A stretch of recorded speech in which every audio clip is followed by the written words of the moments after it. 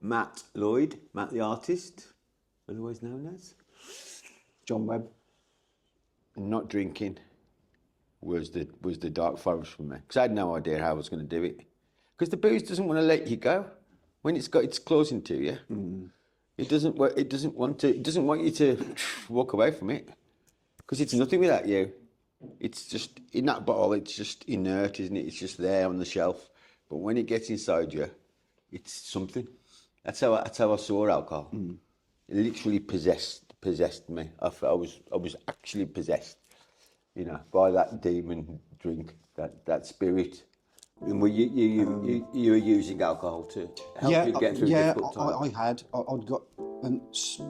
I got to the stage where I couldn't remember what it was like to be not drinking. That's it, yeah.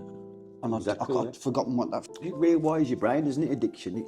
Any addiction, it changes your brain chemistry. So you literally, you need that thing, even though you know it's killing you. And if you are depressed, it makes you more depressed. I still remember the fear. Yeah. When I was waiting to go into my first stint, doing a detox, doing a rehab thing in hospital, I was petrified. All I was thinking, I need a drink. I was 46, I'd been drinking for 10 years, heavily.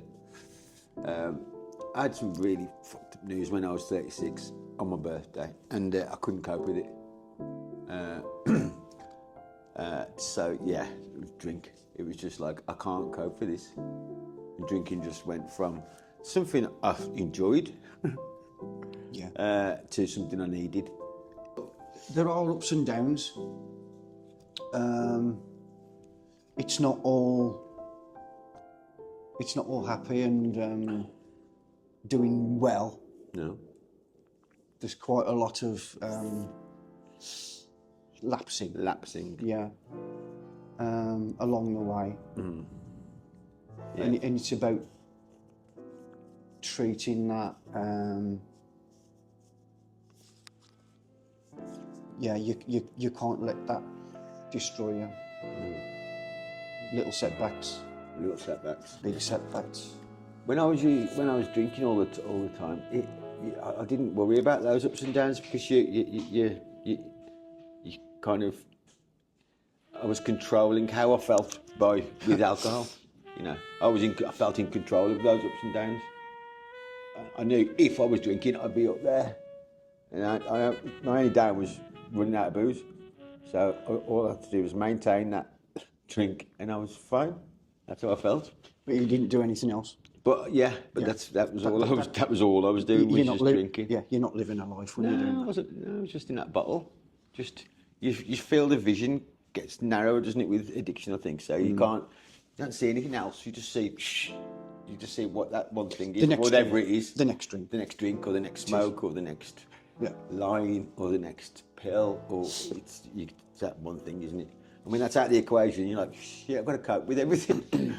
There was no colour at the start of the journey. There's nothing. Absence of colour, absence of light, black. Yeah, just blackness, man. There's nothing. There's no perceived future. No. There's no way out of that forest. It's dense, isn't it? Dense forest, black. And bits of light start coming through, don't they? As you get deeper and deeper, little flecks of light, and you start noticing things, and then you can start to breathe. I was just happy to wake up the next morning. I watched my dad's an alcoholic. He doesn't drink anymore, but I watched him,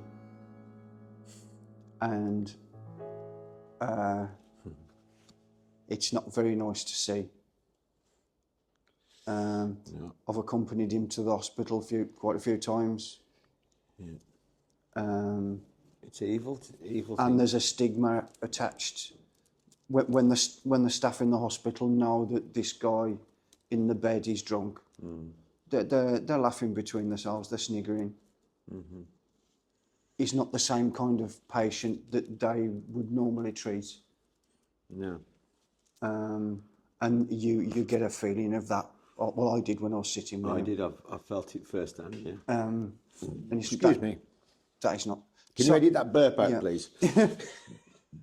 It's yeah, well, it's they're different, obliged isn't to do a level of care, Yeah. but the disdain man. and the indifference is Yeah, there, it's different. and you're aware of it. I'm aware of it, being the sober person sitting next to my dad, Yeah. you know, and he doesn't know what's going on. No.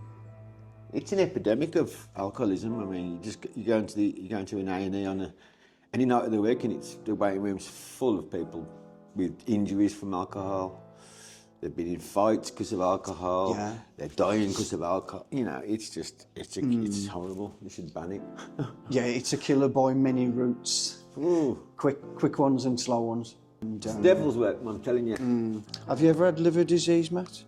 I've had To your serious scarring on my liver. Okay. But that's all gone now. Yeah. And you wouldn't recommend it, would you?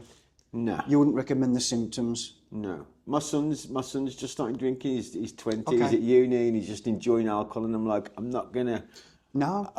I want him to enjoy himself. I want him to. You can't tell someone not to do. I couldn't be told anything. I still can't to this day. I've got to do something. Someone says, "Don't touch that, Matt. It's hot." Yeah. Well, but I'll find out because I'll touch it. I will. I'm still to this day. I have to do it. all I can say is, having watched my dad, I didn't want to go and be like that. Hopefully, my son seeing me Yeah. in such a state will have put him off. Or he's got his guard up. I didn't have my guard up. All my friends were drunks.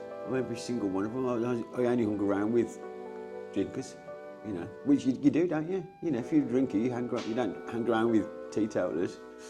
You hang around with fellow drunks who enable you, and you're all enabling each other, aren't you? And like, yeah, so that was lonely, getting sober and not being able to hang around with all these people anymore. I had lots and lots of friends.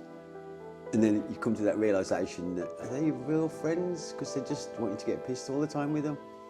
And you're saying, I've got to stop drinking, guys. I can't drink anymore. Oh, don't be silly. Have a drink, man. Have a drink. And I'm like, no, I've got to stop drinking. So I've got to stop seeing you. But now I've got a new set of friends who we're all on a similar journey together. And, you know, these are my new friends. Just realise, I've been an artist all my life. Yeah, it's all I've ever done is love to draw and love to paint. And again, I just took it for granted, kind of just thought it was a bit of fun, something I like to do. But since my recovery journey, it's totally changed the aspect of how important art is. It takes a lot of courage. It's easy to go and get pissed. Easy. Or to get high, or, you know, it's easy. It's not easy to not do that. It takes bravery.